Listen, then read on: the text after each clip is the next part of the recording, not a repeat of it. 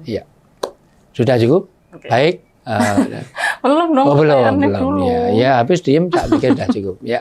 Kan aku mencerna informasi. Kayak makanan aja cerna. Ya. Lagi puasa. Oke, ya.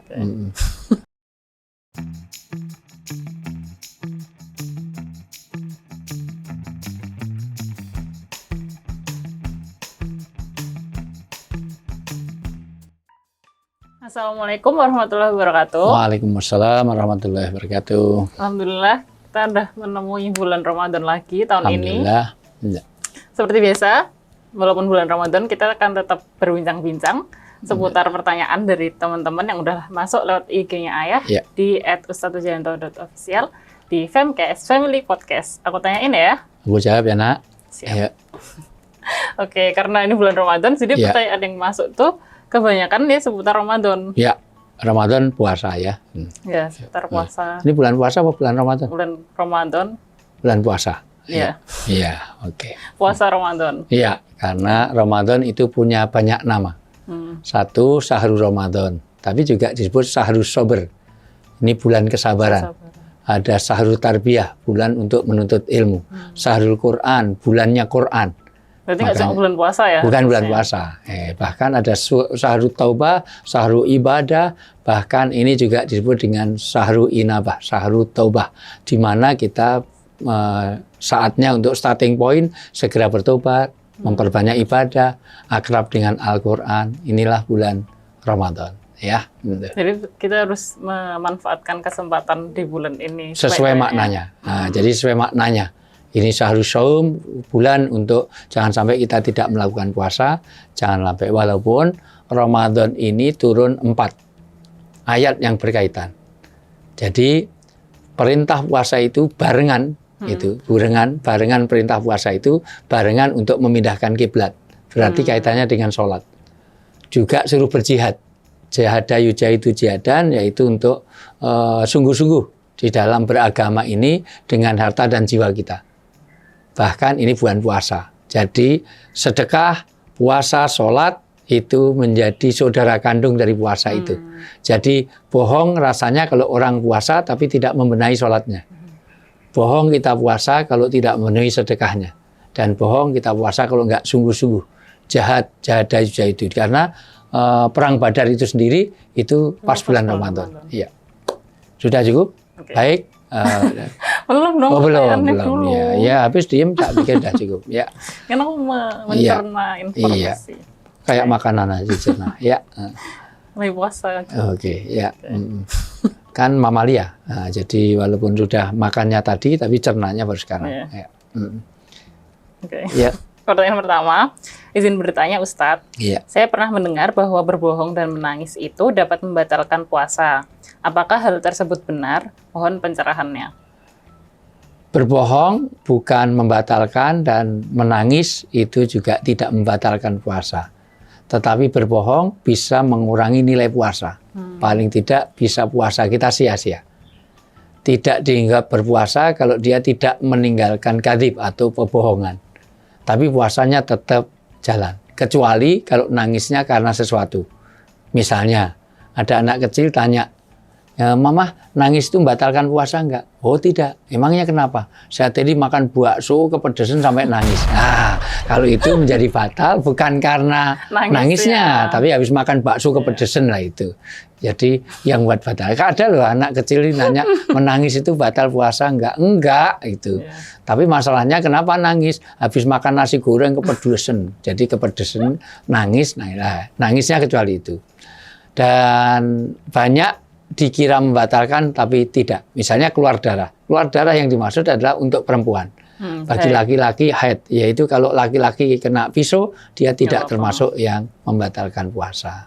Ya, jadi berdosa bukan membatalkan puasa, berdosa tetapi menghilangkan pahala puasa. Ya, kayak rugi aja. Iya, nanti selain berdusta ada uzur. Uzur itu adalah ada 2. Uzur itu dia sesuatu yang porno, jorok, atau seseorang yang suka memfitnah, itu juga termasuk uzur.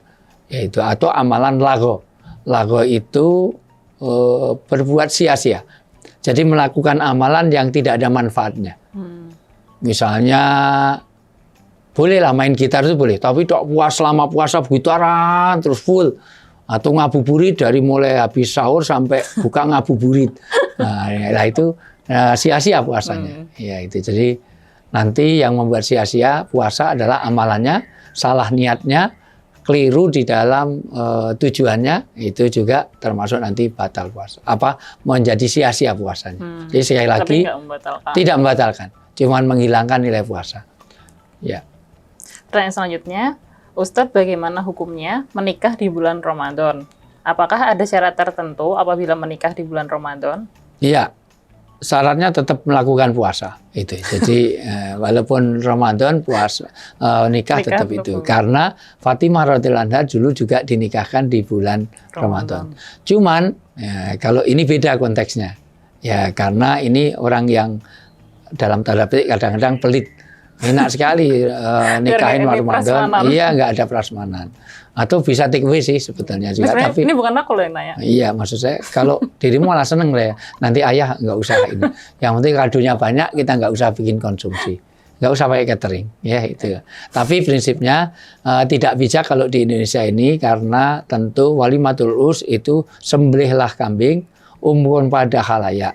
Artinya kalau perlu buatlah satu masakan untuk walimatul urs, karena walimah itu disunahkan untuk berbagi makanan. Jadi sebetulnya orang walimah itu tidak mengharapkan kado. Salah besar kalau orang walimah itu justru nyumbang itu kalau orang takziah, bukan walimah. Jadi kalau kematian itu boleh kita nyumbang. Tapi seharusnya kalau orang mau ngadu itu justru diundang untuk diberi makan. Karena kadang-kadang sering konsumsi itu diimbangkan dengan jumlah sumbangan nanti. Makanya yang diundang oleh orang-orang yang perutnya kenyang. Walimah yang jelek itu kalau yang diundang orang-orang yang perutnya kenyang. Jadi yang kaya-kaya yang kelihatannya dia nyumbang. Kalau dia nggak bawa kado nggak usah. Apalagi cuman kameramen nggak usah. Itu nggak habiskan makanan, nggak ada gunanya. Lah itu nggak boleh. Ya, jadi itu walimatus su. Jadi maksudnya yang menyelenggarakan tuh niatnya bukan untuk nerima kado. Iya, tetapi bukan berarti nikah di bulan Ramadan dilarang, enggak, boleh. Cuman enggak bijak. Kondisi tertentu oke lah, misalnya ini harus disegerakan, kalau enggak nanti harus segera pergi atau segera berpisah berdua, segera keluar negeri segala macam, maka nanti dikhawatirkan terhadap zina, ya disegerakan. Itu. Ya, jadi kalau secara prinsip boleh saja di kapanpun boleh menikahkan asal memenuhi syaratnya. Satu, lain jenis, jangan sejenis belum ada obatnya. Dua, masih hidup, ya masih hidup. Jangan nikahi jenazah. Kenapa di Afrika Selatan ada orang kalau sudah senang, kok dia mati, maka marital statusnya dia nikahkan di depan jenazah. Itu nggak boleh. Baik untuk walinya atau saksinya. Ada orang nikah itu di depan saksi, di walinya menikah, walinya meninggal, maka di depan bukan ibu. Nyari wali lain tapi. Nyari wali lain, maka di depan jenazahnya. Gimana kalau jenazahnya ngomong nanti?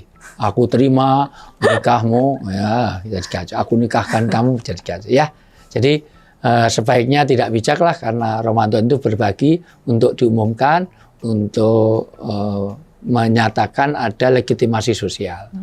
Jadi kalau Ramadan, saya rasa kasihan yang datang. Ya. Atau mungkin sambil buka bareng. Silahkan saja. Ya. Cuman nggak lazim aja. Ya. Ya. Okay. Tapi intinya nggak ada syarat tertentu ya? Nggak ada. Ya. Cuman nggak bijak. Ya. Oke. Pertanyaan selanjutnya, Ustadz izin bertanya, di Ramadan ini banyak yang menjadikan momen khatam Al-Quran. Kayak tadi ayah bilang juga kan, di bulan ini banyak membaca Al-Quran. Namun, saya belum lancar membaca Al-Quran dan sangat lama jika ingin khatam. Apakah boleh jika saya melebihkan amalan yang lain dan tidak menghatamkan Al-Quran seperti kebanyakan orang? Pertama,